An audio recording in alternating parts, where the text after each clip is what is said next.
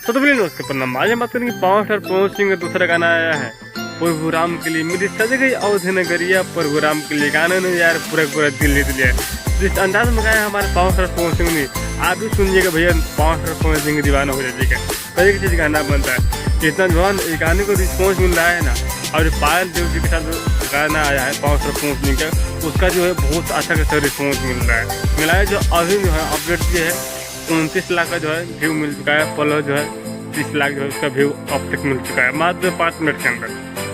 अब ये गाना जो है मेरे सज गई अवधि नगरिया प्रोग्राम के लिए, इसका भी जो है देख सकते हैं, इसका इतना रिस्पॉन्स मिला है। पर जो है ना इस गाने को छोड़े तो उनका जो है ना पहले वाला गाना जो है ना वो भी जो पूरा धूम चल रहा है, पूरा धूम मचा रहा है पवन स्टार पवन सिंह।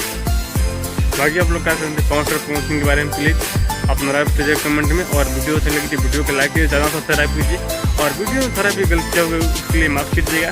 बाकी नेक्स्ट वीडियो में आप लोग यहाँ पर खुद से मत रहिए और जो है प्रभु राम